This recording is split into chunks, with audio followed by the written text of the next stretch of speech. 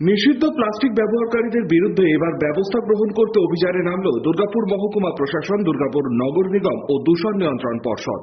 দুর্গাপুরের সিটি সেন্টারের একাধিক ফলের দোকানে ও মুদিখানার দোকানে চলে এই অভিযান। বাজেয়াপ্ত করা হয় 120 মাইক্রনের নিচে বহু প্লাস্টিক। সতর্ক করা হয় ব্যবসায়ীদের। সরকারি নিয়ম লঙ্ঘন করে যারা 120 মাইক্রনের নিচে প্লাস্টিক ব্যবহার করছেন জরিমানাও করা হবে বলেই জানিয়ে দেন প্রশাসনিক আধিকারিকরা। দুর্গাপুরের ডেপুটি ম্যাজিস্ট্রেট দেবাশিস চট্টোপাধ্যায় বলেন, তাদের স্পেশাল ড্রাইভ শুরু হয়েছে বৃহস্পতিবার থেকে।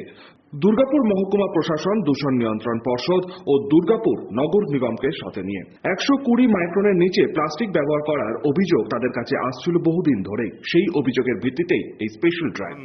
মাইক্রন বা তার নিচে, মাইক্রন নয় তার নিচে সেই ধরনের প্লাস্টিক আপনার এখনো দেখছি রাখছে। সেই জন্যে আজকে একটা স্পেশাল ড্রাইভ নেওয়া হয়েছে এবং পরবর্তী ক্ষেত্রে আরও অনেক ড্রাইভ নেওয়া হবে এবং আশা করা যাচ্ছে যে মানুষের মধ্যে সচেতনতা একটু বৃদ্ধি পাবে এবং আলটিমেটলি সিঙ্গেল ইউজ প্লাস্টিক 100% বর্জিত হবে।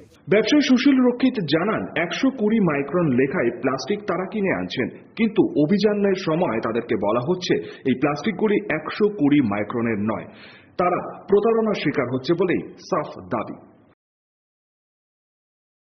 120 মাইক্রন ব্যবহার করতে, 120 মাইক্রন বিক্রি করতে, কিন্তু আমরা যেগুলো নিয়ে আসছি তাতে 120 স্ট্যাম্পিং করা আছে, কিন্তু মাপার সময় দেখা যাচ্ছে 60।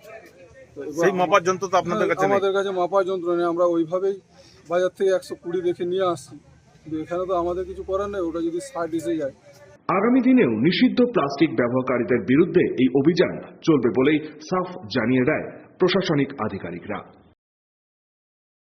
দুর্গাপুর থেকে সনাতন গড়াই রিপোর্ট, 99 নিউজ বাংলা।